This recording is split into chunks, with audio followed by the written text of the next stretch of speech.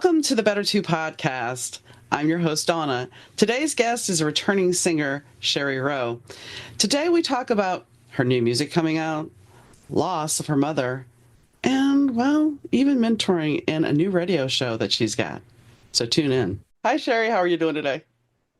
Great, Donna. How are you? I'm doing good. I saw your lovely photo shoot you did on Instagram that, you posted.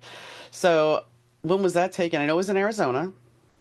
Yeah, it was in Arizona over at the base of the Superstition Mountains. It was early in December, getting ready to launch new campaigns. So we needed new photos, new music coming out, all that. So I love Arizona. I mean, you know that we've talked before, and Mhm. and growing up here it's a very special place. But that particular place for that shoot, it just felt magical. I mean, the day was like it wasn't super cold because of course it's Arizona, but it was a little crispy and it was just bright and clear and the colors just seemed to be popping out everywhere and the sun was dancing off of everything. It was so fun. It was actually a really fun shoot. It looked like you had a lot of fun. Then yesterday you happened to tag me in a video where you were walking, you were getting your new year going, and Uh-huh. so Yeah. you have a lot of good things coming. But like you said off camera, it's been a while since we talked. So what have you been doing, like in the last couple of years? That now I know you're about to step into the studio. What have you been doing in the last 2 years that has inspired the new music that's coming?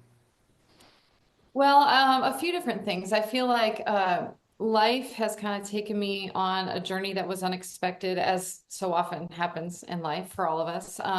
My mom passed away in June, and thank you. Yeah. And, my sister and I were very hands-on in her care at the end of life. And of course, family always takes priority. And it was a very difficult season, but it was also a beautiful season. And, when I get to that point, as we all will, like I can only hope and pray that I can be given such grace and mercy. It was actually a beautiful transition for her. And so, we've been processing that and really coming together as a family to grieve and heal and move on. And of course, that, any kind of life experience like that, as a creative person, it's going to open different windows and doors to your heart. And earlier, before my mom passed, I had been closely working with a really good friend of mine and fellow musician, Stephen Bowman, who is the fiddle player in my band. And he's extraordinary. I mean, he's just such a talent in his own right.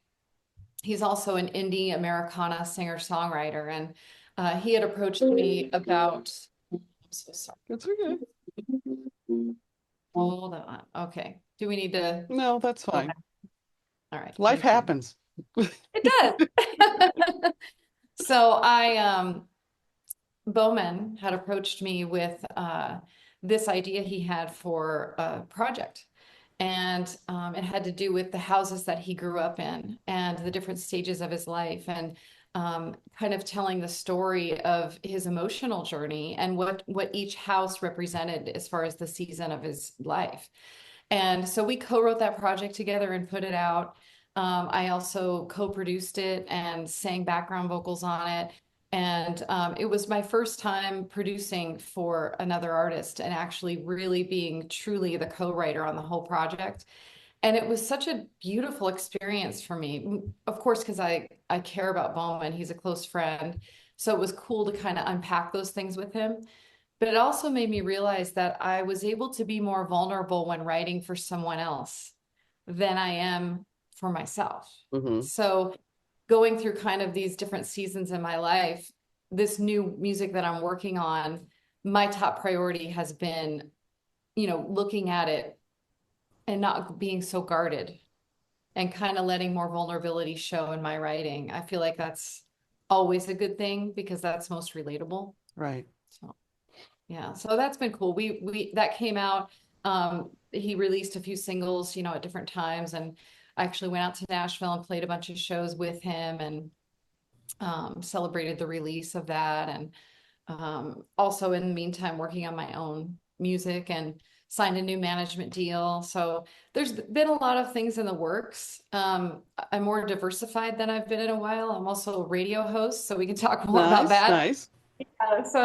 Starting a new radio show that's actually launching this Sunday night Awesome. on 96.3 Real Country, based out of Arizona here. But it's so that's exciting too. So lots of things in the works, and now we're kind of ready to launch a lot of these things and talk about them and see them actually come to fruition. Well, congratulations on the radio gig. But I do want to circle back to the house thing because it's Yeah. interesting because I don't think people really look at houses as a transitional thing. But I went through this last year because um, I sold the house late last year. I sold my house that I had with my husband. We bought it together. Mm. We lived together, and he passed away in 2020. And it was like the last piece of that part of my life.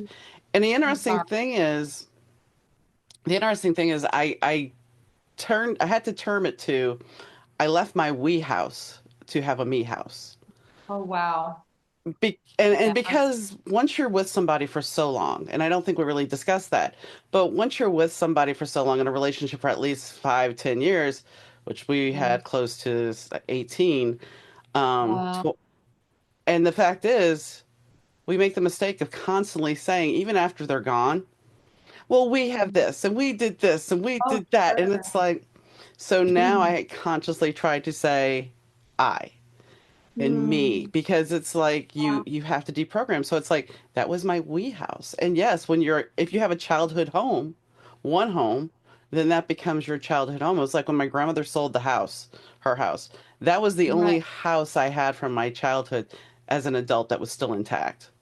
Yeah, that's powerful. That's something to process for sure. And you're really, you're brave stepping into the saying I and me instead of we, that because that's a whole new journey. And it's so right that you have to fully accept that and step into it. But I'm sorry for your loss, and that's brave to do that, and I'm glad that you're working towards that. But yeah, I mean, our the home we grow up in isn't obviously about the house itself, you know.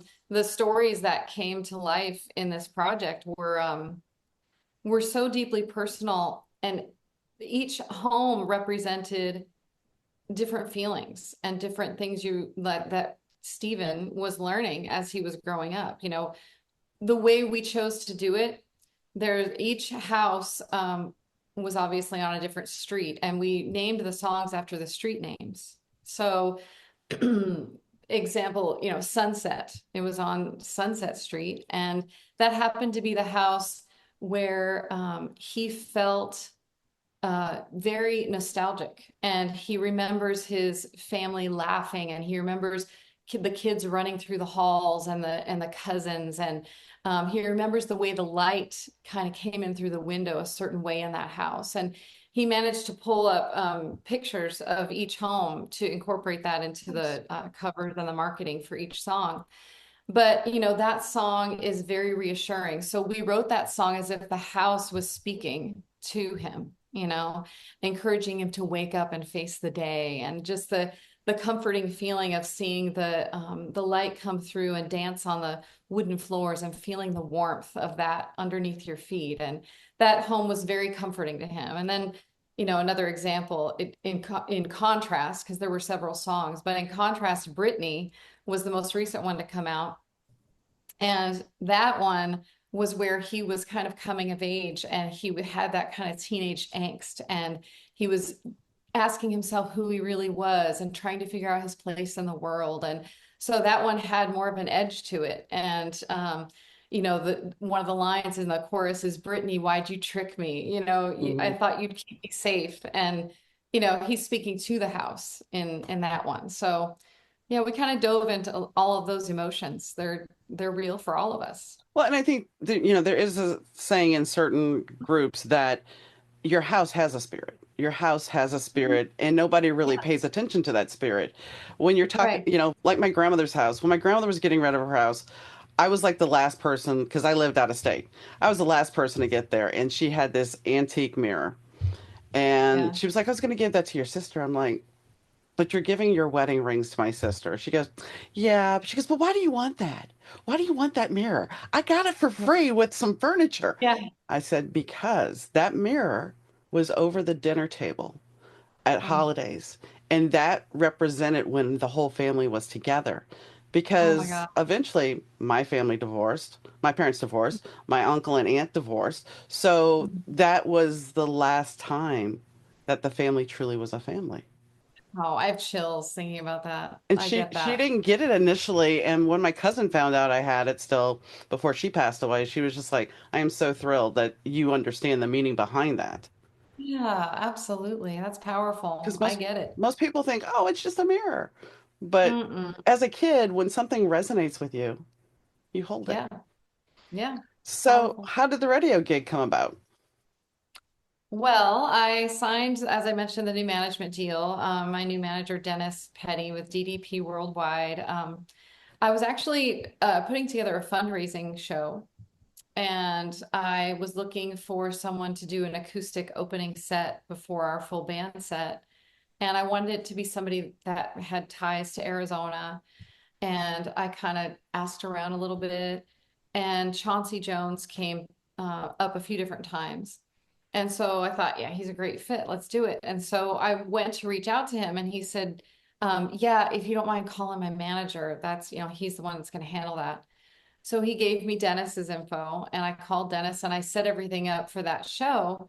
But in the meantime, started kind of asking Dennis because we hadn't met and I hadn't heard of what he was doing in Arizona. And I was really intrigued. And he lives kind of on the complete opposite side of town from where I live. And I said, on another note, Dennis, you're over there doing that, and I'm over here, I'm based in Arizona, and I feel like we should connect and just talk about what we're both doing. I feels like we should know each other. So my husband Kevin and I met he and his wife Diana for lunch the next week. And that lunch turned into like a 3-hour lunch, and we just hit it off. And we sat down, and he said, "So, like, why are we here?" And Diana said, "Yeah, when he said Shari wants to meet, I thought, well, Shari has her own thing going on. Like, why does she want to meet, And I said, I'm not really sure either. I said, at minimum, we become friends. I said, but let's just chat. And our friendship just, it felt like we had known each other forever. And we thought we could make a great team. So Dennis started representing me as my manager in my career, and that has opened really wonderful doors to shows and different. My career has blossomed because of the efforts that he's putting in. It's really cool to kind of have. I've never had a management team. I've had great PR. I've had great radio promotion. I work with a lot of great people on recording and writing and all the different facets of what I do. But I haven't had a manager kind of like in my corner, kind of really pushing my career along. And it's been great to see everything unfold. Through the process, I began to learn he and his wife both have such a passion for Southwest and Arizona, like I do. And he really believes in the music scene here. Um, I have a great community in Nashville, and there are lots of other music towns, so to speak, around the country, Austin, and but unfortunately, Arizona has kind of gotten known for having a lot of bar bands, but not a lot of original music, which it's a reputation, but it's not the truth. There are a lot of really talented songwriters and original artists that come from here in the Southwest.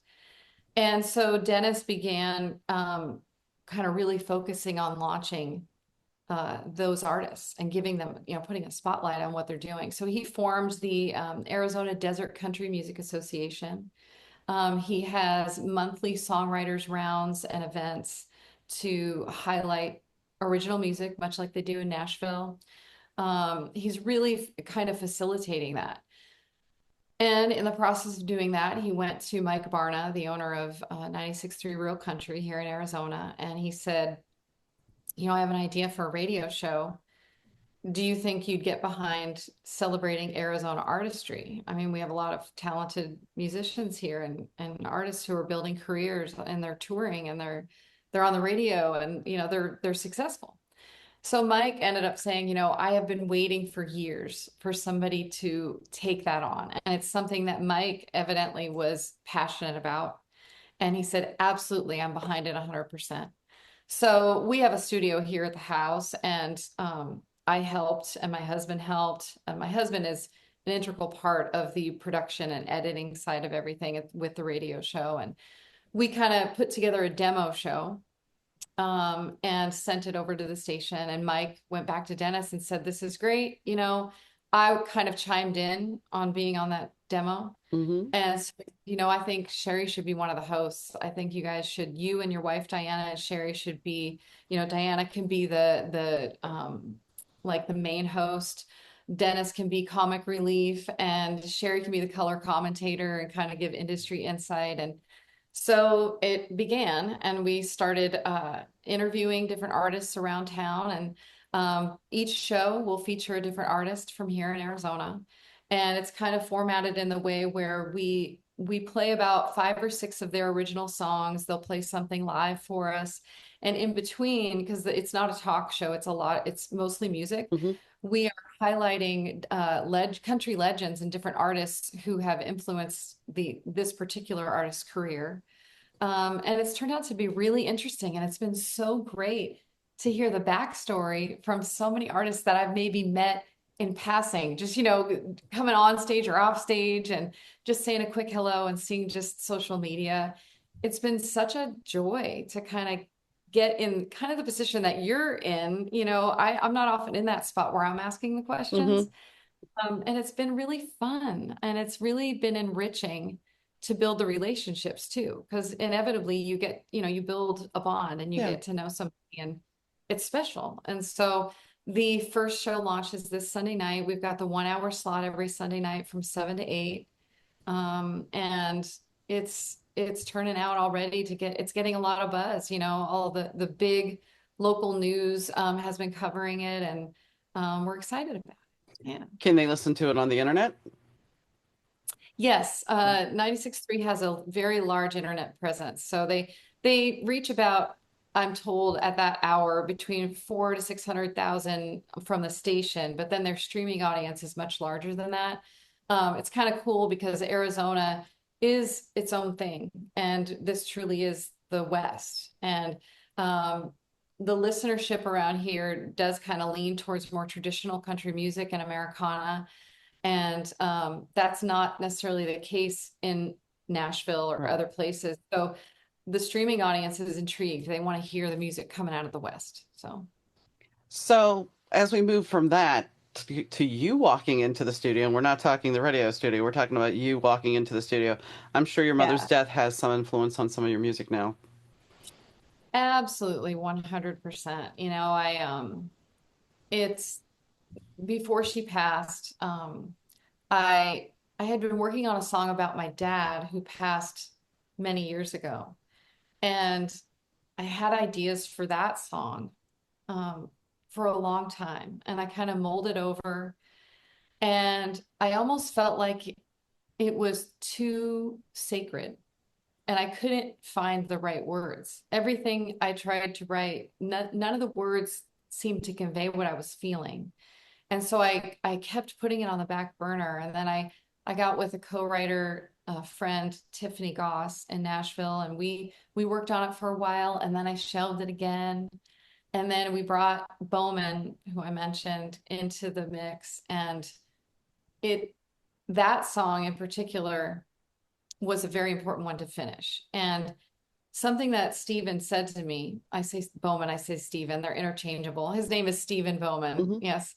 But he said something very powerful to me, and it's affected my writing in general. He said, I know you're really struggling with writing this song about your dad. He goes, but you need to remember that this isn't the only song you're going to write about him. And if it doesn't say everything, that's okay, because you'll write other songs and you can, process different perspectives and emotions and just get this one out there. And so we finished it. And my mom knew that I had been working on that for a long time, and she knew everything I'm telling you. And not long before she passed, I was able to go to the long-term care facility and sing it for her by her bedside. Nice. And yeah, it was powerful, and it meant a lot to her, and it meant a lot to me. And I almost felt like it was a big moment for me emotionally and as a writer, to kind of cross that bridge. And it I really believe is going to help facilitate writing about losing my mom, because I'm starting to understand how to process that and articulate it. And her losing her will definitely, it'll affect everything Oh now, yeah. that is like loss, I it changes you forever. I, lo- It does. I lost my mom when I was 22, and the first things are that we don't really talk about is the first things are you reach for that phone because you've talked to your mom. For me, it was like at least every week. I talked to her at least every Sunday. That was just a structured thing, Yeah. and that phone call's not there. You're right. That phone call Exactly. is not there, and then you get used to it. And that's the thing. I don't think we are taught to process death or how to grieve or how to handle the loss of death. Some people, and yeah, my dad and I still get ticked off because my sister was murdered by her husband, and he killed the kids too. But my dad, and she was my half sister, my dad, when I asked him about it, and maybe this was just him putting up a wall, he says, Yeah. well, that closes that chapter. And I'm just like, this is your child. Ooh. I just, so that kind of has, when I look at that, that could be somebody, because he's a boomer, and no offense to boomers, but Right, they right, don't process things. They don't deal right, with things. And it's like, right. how do you say Yeah. that? And we're not taught how to deal with that. We're not taught how to deal with and granted, somebody else is supposed to have their own reaction, but we're not taught how to handle that. We're not. No, and you're right. And I know several people who don't process very heavy things like that. And I actually had the opportunity to write a piece for the Anxiety and Depression Association of America during the holidays, and it was about grief through the holidays. And Anna with CORE said, how do you feel about doing this? I know like you're going through it. So, and it actually was very therapeutic for me to kind of speak into that, because I truly believe that if we don't process those things, that they eventually will make us sick, either mentally or physically. Like we have to, if we put it down in there and leave it there, it's going to fester. And I think it's very important for us to learn and be given the tools to process those kinds of emotions. We have to let it out. We have to learn how to move on. We have to learn how to celebrate someone's life, and it's okay to feel a little sad, maybe even forever. Like your life is never going to be the same, because that's a big loss. But there is hope and there is healing that can come. And I think it's so important. And as anytime I see somebody or know someone who is kind of stuffing those kinds of things, my heart goes out to them, honestly, because we need to get better at that. Well, and I don't think that, we're taught that, grief is, let's go for corporate America here, 3 days and then you're back to work and everything's okay. No. Right. And even Oh, in my own journey, I mean, it's been 4 years, and there are times where I now find it actually harder at times than when he first passed. isn't that interesting? It's true. Yeah. And We just don't. I just think that it's like it's never gonna be just this, okay, I'm done. And that's why I guess my dad's comment, and granted that was before my husband died, my dad's comment about that just bothered me because it's like, how do you Yeah. process this? I don't care if you're estranged from the person, how do you Right. process this? Yeah. And if you're not dealing with it, and I admit that there are times when I haven't fully dealt with it because being a single Sure. person, you have to keep going. There's only two Yeah. options. You keep going or Right. you implode. Yeah. Yeah. You're So right. I'm happy that you have your sister that is on the same journey with you. So you have Yeah. somebody that understands. Yeah. It's true. It means a lot. It means a lot to have some sort of community, some sort of safety net, whoever that is. It's important to have somebody to talk to. Absolutely. And the other thing is, when you talk about death, when I was younger, I had a friend who lost her mother to cancer. I had a friend who lost her father went to a convention. He got some kind of illness. He ended up passing 3 days later. Her mom died of a broken heart. and my Oh, mom died of suicide. And we all lost our parents or our mothers within about a year and a half period. wow. And the interesting thing is, each time one of those deaths, suicide and a car accident are very similar because they both happen very unexpectedly. You're not Sure, sure. absolutely. A long-term illness, you have time to process and prepare, but are you ever Mhm. really prepared? No, no. And that's how it was with my dad. Yeah. It was a long-term thing. And my mom too, but my dad especially. But yeah, no, you're not. You can I don't know, it's like this, it's like a slow, I mean, I hate to say, but it's like a slow drip of like you're thinking about the loss over all this time. And yes, it does enable it gives you more time to try to get ready to to process it, but loss is still loss, and Hmm. you don't understand the weight and the blow. You don't understand like the heaviness of that until that transition finally happens and that person is actually gone. So yeah, it's all loss. It's all hard, no matter how, I may go through it one way, you may go through it a different way. And I think I've become more and more aware over the years of looking around the room and realizing that everybody is going through something. Hmm. Everyone's experiencing loss or pain or sadness, or, there are so many stories, at any given moment around us. And just trying to be understanding and sensitive to what someone may be going through. And I think that's a big thing now is we don't look at that. We don't look at somebody might be having a bad day. You'll hear something on some kind of internet story about somebody being rude to somebody. Do you Right. know what was going on in their life? Right. Right. I mean, Yeah. that's the thing. We're all humans, and sometimes if we're on an emotional overloaded period, we don't know how we're going to handle it. We don't know how we're going to deal with it.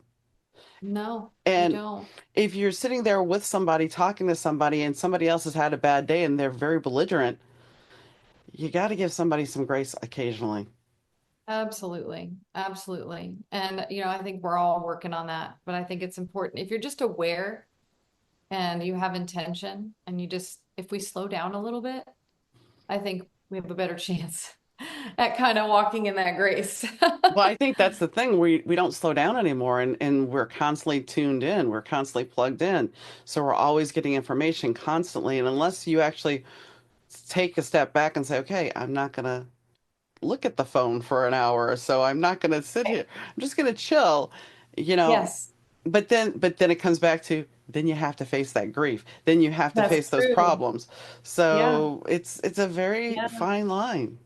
Yeah, it is. It's a dance. Yeah, and and being alone with ourselves and alone with our thoughts. That's a very powerful thing. It can be a really scary thing. It can be overwhelming. Sometimes it feels louder than when all the noise is happening around you, right? Hmm. But I think it's so important. We have to check in with ourselves. If we're not doing that, it's going to be hard for anybody to kind of break through and give us the help and encouragement that we need. We have to be kind to ourselves first, and then I think that overflows. I think that's one thing that we are not taught.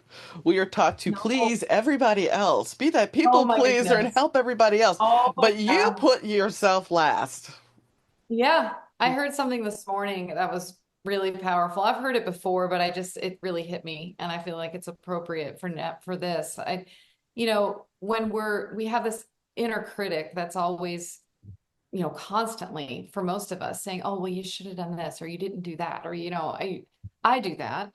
Um, but this person made the point, if somebody else came to you with the struggle that you're having right now, what would you say that to them?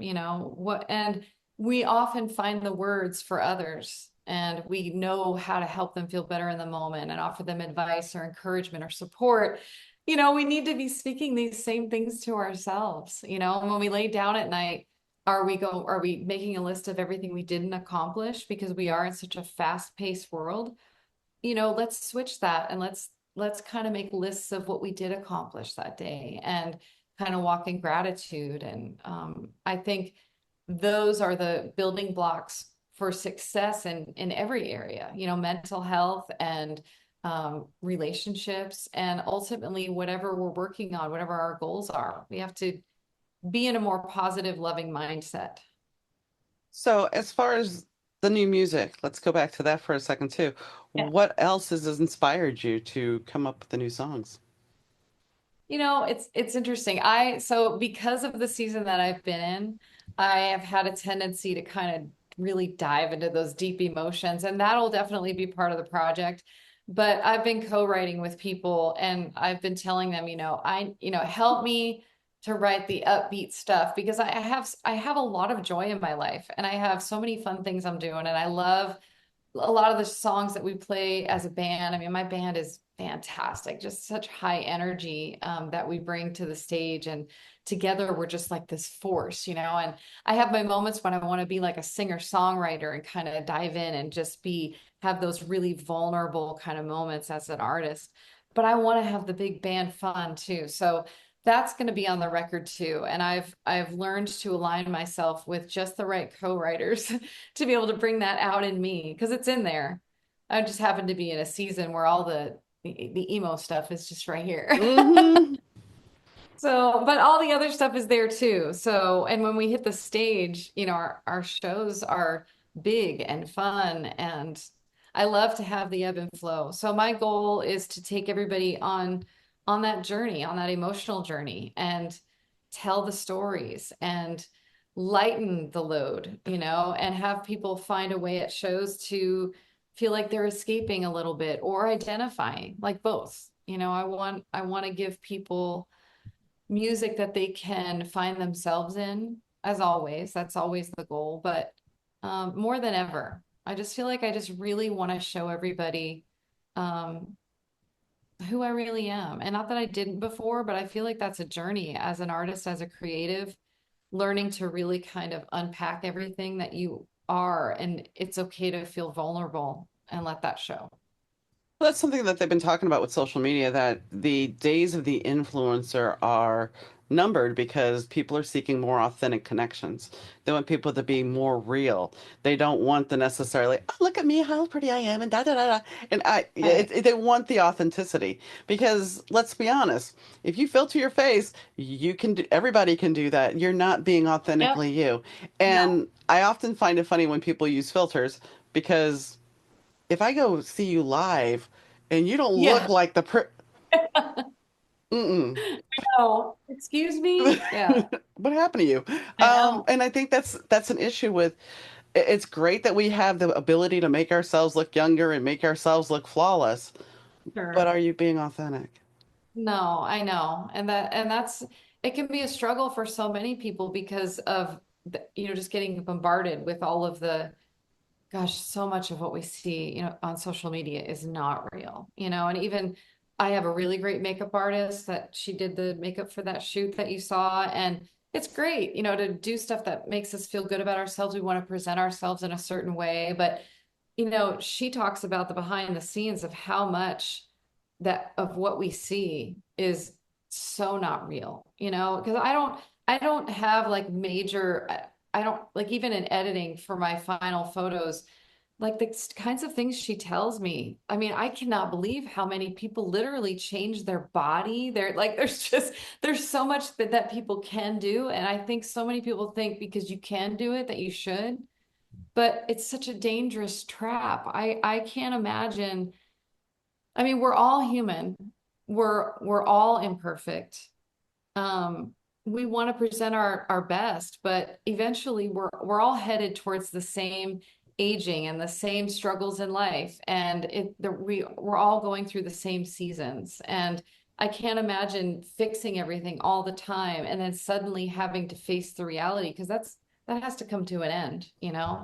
So I don't know. That's a scary journey. I really try to make sure I don't fall into that. But I mean, it started before. I mean, we're picking on social media, but the truth is that, I'm Gen X, and back in the day, you had all the magazines that were airbrushed. So it's like, oh, look how Oh, heck perfect she yeah. looks. Oh, I really want to look like Yeah. that. Oh, yeah. You take the picture and I have had baby fine hair all my life, and I'm like, I'd really like this hair, and they just look at me and go, you don't have body. You need a Yeah. perm. And of course, the perm turns into a poodle perm, and it's like, Oh my gosh. So it never Yeah. worked out. And it's just like, instead of Hmm. them just saying, okay, you see what you see in the magazine is not real, accept yourself, Yeah. love yourself. And it's a Yeah. lesson that as a young person, we never attain because we are shown the girl in high school that's our classmate that is just Miss Perfect. And, Right. and you're not what everybody should aspire to be her, not you. And so that Right. plays with your ego Right. the whole It time. does. It does. I think it's good that we do have the contrasting message now, at least on social media. There are, if you get, they say, what side of TikTok are you on? And all that kind of Hmm. thing. What's your algorithm feeding you? And it's always so refreshing to find the people who are, they'll start off a video with a filter and then turn it off and like, this is the reality, everybody. This is me and I love me. And they're promoting that authenticity. I think it's important that we listen to that and try to kind of feed that instead of feeding the other. Well, that's why, I applaud Pam Anderson at the Golden Globes. I Yes. mean, she didn't have a ton of makeup on. And most Right. days, if you see me out in public, I have no makeup on. 95% Yeah. of the time, I wear no makeup, but No. doing this. Yeah. But Yeah. when you look at Pam back in the day, I mean, she was Glamour Girl Oh, City. yeah. So I Yeah. applaud her for owning her aging and owning who she is. Yeah. Me too. It's beautiful, actually.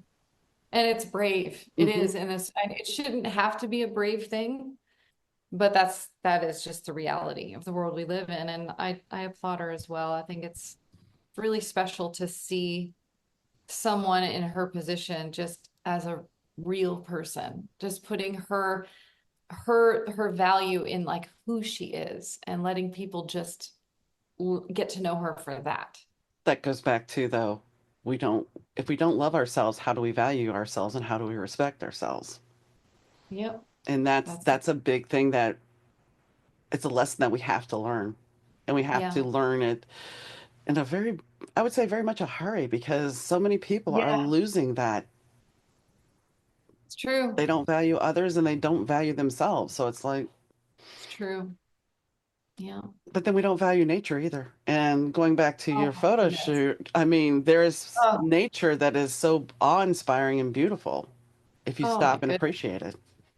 Absolutely. And that's something that my mom definitely instilled in me. And I may have mentioned this even in our last interview, but it's something that I share a lot. She always said, I'd call her and tell her whatever it was, fill in the blank, the things you tell your mom. And she would say, Sherry, you need to go outside, you need to sit, and you need to put your face to the sun, and you need to breathe. And she was always noticing the birds singing. She was always noticing flowers blooming. She taught me to just stare at the sky and just breathe and take it all in and pause everything else. And it's so healing. I Hmm. mean, I love being outside way more than I love being inside. It is very inspiring, as you said, and very healing. And we don't appreciate it enough. There are gifts all around us in nature. I'm a big believer in that. Oh yeah, I mean, when my husband and he was in dialysis, and we would drive a country road back to our house, and there's open farm fields, and I would look at the magnificent sunset, and it Yeah. took a lot to get used to because he really couldn't see. He was legally blind. So the Oh, first couple of times, like, wow, it's a beautiful sunset, and he was just like, I wish I could see it. oh, And that's when you start realizing that what you have is a gift, and unfortunately, so then I have to describe it to him. oh, wow. So it's like we don't, that's the other thing. We don't always appreciate what we have because we're healthy. And then Yeah. when you're facing somebody that isn't and you're living Hmm. with that, and I'm sure you did it with your parents, you have Sure. to be the one to describe and to create something. Oh, absolutely. Yeah. Yep, I know. Even towards the end, I mean, right up towards the end, my sister and I would go and we'd have the nurses help and we'd get my mom in a wheelchair and we'd take her outside, because we knew how much that meant to her and we knew that she couldn't, I mean, she would literally fall asleep in the sun if like she Mm. would take her nap, just like I have so many pictures of her just like sitting back like that. And so we'd just take her out and even she couldn't hear very well or see very well, at the end, and we would just describe everything, and at least she could feel the fresh air and everything that meant so much to her. So when do you think your record's going to be out? The goal is to have at least the first couple singles out by the end of spring, and then you know how it is these days. We don't release the whole album at Right. once. So it'll just be a trickle of singles and then ultimately the rest to finish the album. But that's another part of this is I'm finishing an entire album, even though it won't be all out at once. I've wanted to do that. I've done EPs and I've done singles, but it's been a long time since I put out a full album. So I want to see like 12 songs on there. I mean, you got to go through probably, gosh, I would say 60 to 80 songs to get Oh yeah. the really good, I'm being conservative too. I mean, I think one of the Eric Church's last project, I think they had like 160 something songs and narrowed it down to 10. I'm like, okay, but yeah, so the first couple singles by the end of spring. Do you think you're And going to go ahead? no, and if I can drop one sooner than that, I will. So, Do you think you're going to tour? oh yeah, Well, yeah, and then absolutely. I take it that you guys are pre-taping your radio show, so touring won't interfere with that, and you can always remotely do your part. Yes, exactly. Yeah, that's what we're doing. We've got all that in place. And if a one-off, I can't be there for one. I know that, Dennis and Diana can hold it down, but the goal is to work everything around being able to successfully keep everything going. I have days when I'm really overwhelmed and busy and I don't get through everything I needed to do. And I just take a deep breath and then somebody says, "Wow, you have a lot of really great things going on." And I just stop and I go, "Yeah, I do." And it's okay. Like it's okay if I didn't get my list finished today and the world's not going to stop and the sky's not going to fall. Like it's all right. So at the end of the day, I'm grateful to be as busy as I am. So we have a tour coming, we have a new record, we have singles coming, we have the radio show. Is there anything else? Oh my goodness. Well, I am continuing to co-write and produce. Bowman just approached me a couple days ago with a new concept for his next record. So I'll be doing that. And, it's been kind of cool too to see my manager has signed a young girl who won a talent contest here in town. And I have found myself advising and mentoring some people who are just kind of getting into the industry. And I've been working with one artist, Shannon. And she's opening for a major indie rock artist here in town. And she reached out to me not long ago and said, I have all these songs. I'm going to do a lot of original music, and can you coach me? And so we've been meeting on a weekly basis and just kind of guiding her through the process of how to put on a really good show. Had some vocal things that we've been working on, and that's not something I didn't sit down one day and say, I'm going to start doing this, but I love it because I love people and I love this art and I love the songs and hearing songs come to life and then seeing talent kind of blossom. And I didn't expect people to reach out, in that way. And so it's been a joy. So that's something I think I'll be doing more of too. So That's a blessing. I mean, I taught a writing class at the local library, and I have a friend who has taken almost everything I've taught because I've taught a lot of metaphysical classes, and she's like, out of yeah. everything you've taught, that is one thing you're the most passionate about. And Uh-huh. it's like, well, when Yeah. it is a passion project, just like you're describing, you're mentoring, you're watching somebody grow, you're helping. Your journey has now been able to help somebody else, and that means a lot. It does. It means so much. It's like it's rewarding in a way that I haven't experienced before. And like Shannon's big show is coming up at the end of the month and and she's like, I got you guys tickets. And I'm like, of course you're gonna be there. I don't care if I have to buy tickets. I'm gonna be there. And I can't wait for that moment. We're gonna be out in the crowd instead of on the stage for that one. And um it's just exciting. It is a blessing for sure.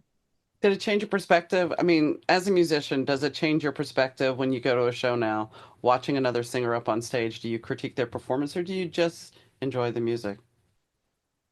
I would say I'm not really critiquing their performance. If anything, I'm overanalyzing the audio and I'm noticing if, someone's going like this and I'm like, oh my gosh, she can't hear her vocals, Hmm. like, or I'm just hyper aware of Right. everything happening up there.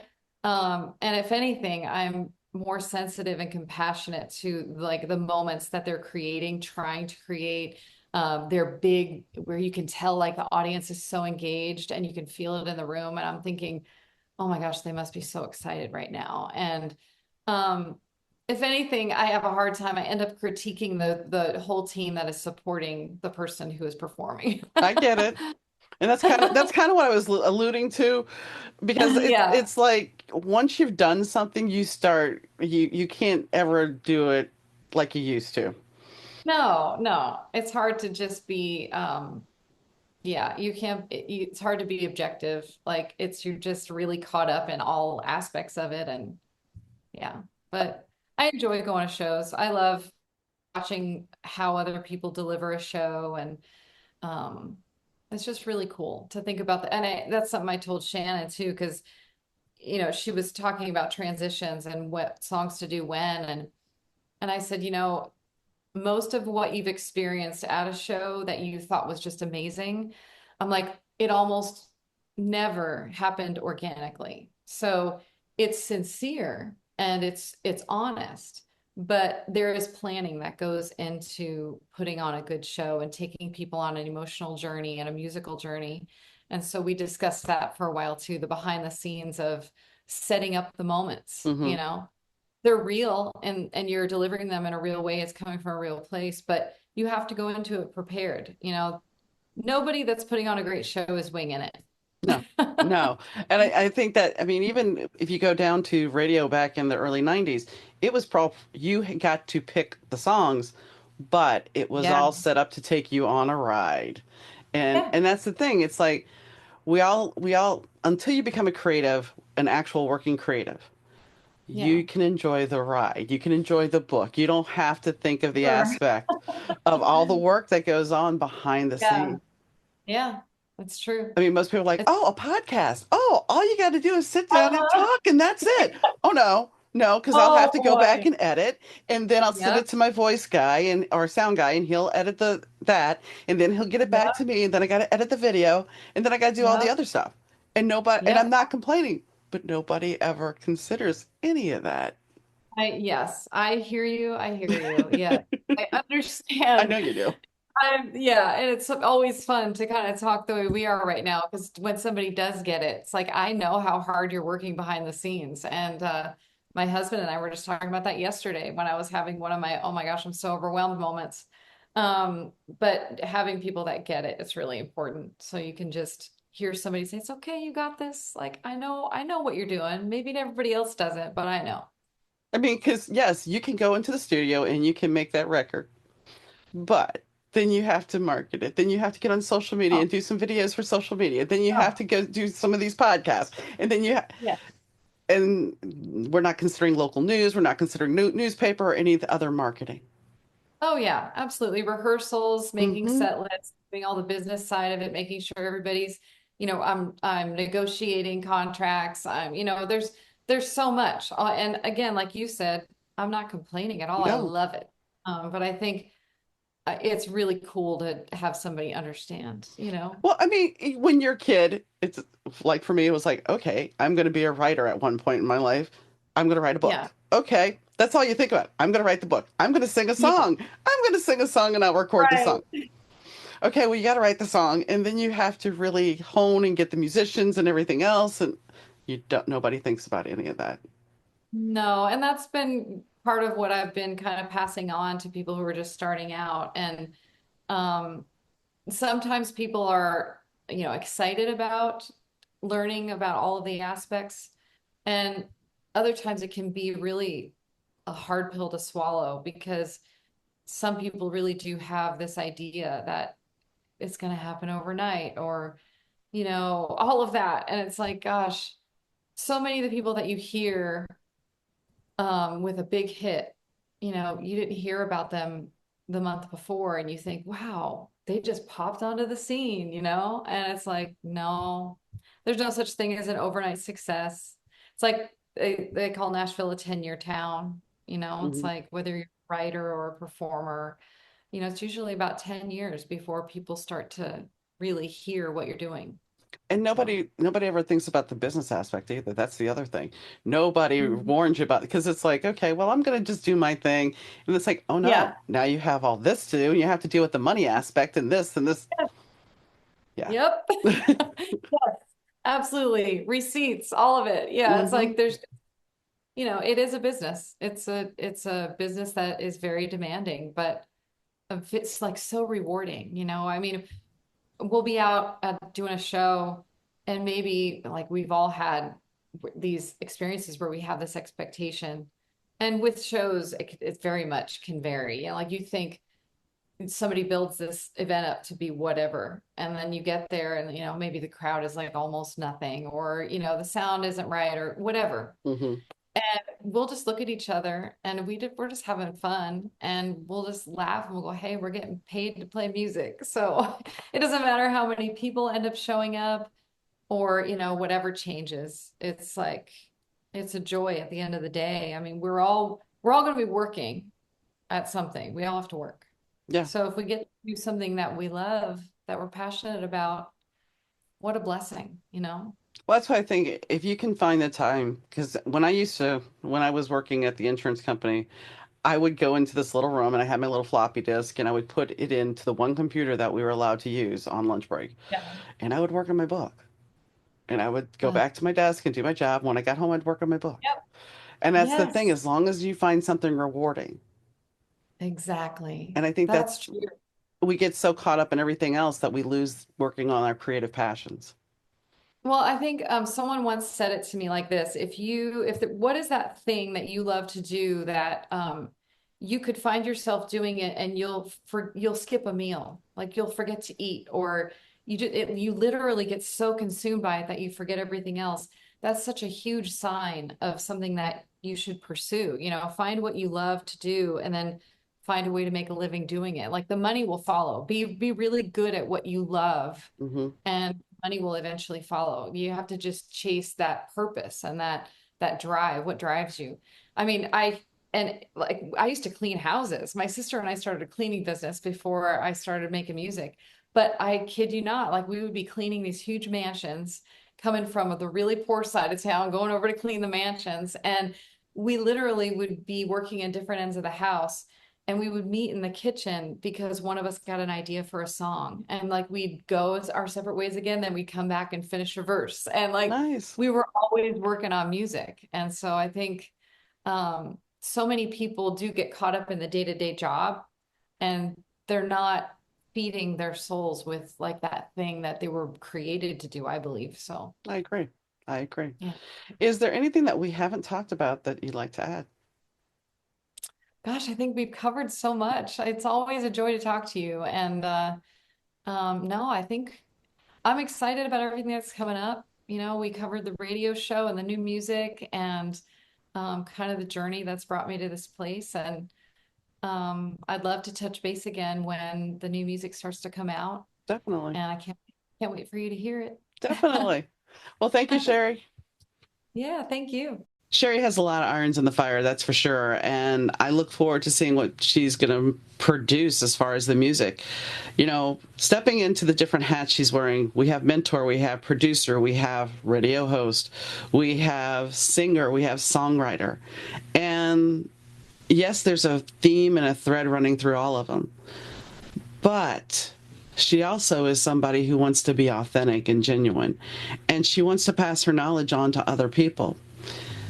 The thing about that is a huge gift in itself, because one thing that we don't necessarily always look at is the journey that we're on, the lessons that we learned. If we can pass that on to somebody else, then that's an amazing gift.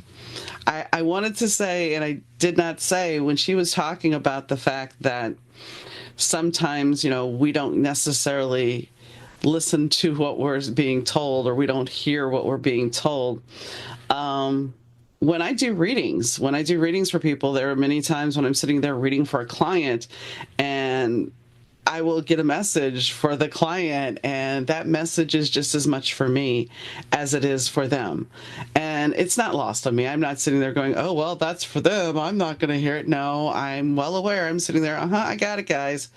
Because that's the thing. It's like sometimes when we are in the middle of a problem, or we're in the middle of a situation and we don't have answers, they're presented in different ways. And we have to be paying attention sometimes to hear that, whether it be something that somebody says on TV, a message on the radio, one of your friends says something. I was taking a class recently, and that morning before the class, my friend and I were talking about Russian nesting dolls. Okay. Don't know why. It just came up because we were talking about this. So later on in class, we were talking about chakras and things of that nature. And somebody in the class brings up, oh, so kind of in a way, it's like a Russian nesting doll. So when something is repeated, you kind of have to look at it. When you look at a Russian nesting doll, everything's compartmentalized when you think about it. It's all put in these little pieces that all fit together. But it expands. And when you think about our consciousness, it expands if we allow it. So while I'm rambling here about that, I think that if we actually start looking around and listening and see the opportunities and look at life with gratitude, because we are not promised tomorrow. At the end of her mother's life, she knew that her mom would always tell her to go sit in the sun. She knew taking her mom out in the sun, even though she couldn't see or couldn't hear, the warmth of the sun would be there for her to offer her compassion, to offer her love. And she was there with her daughters. So what better gift? So I look forward to seeing what Shari's going to produce. The pictures that I saw on Instagram, the photo shoot, the backdrop is absolutely stunning and amazing. And if you haven't checked out her Instagram, you definitely should. And definitely check out her music. And hopefully, like I said, she'll have some new, as we discussed, she'll have music out this spring. So on that note, I'd like to thank Rich Zai from Third Ear Audio Productions for working on the audio. I'd like to thank Fast Susie for the intro and outro music. And most importantly, I'd like to thank you for tuning in, whether it be on YouTube, Spotify, anywhere you listen to the podcast, morning, noon, or night. I really do appreciate it. So until next time, I'll catch you then. Bye, guys.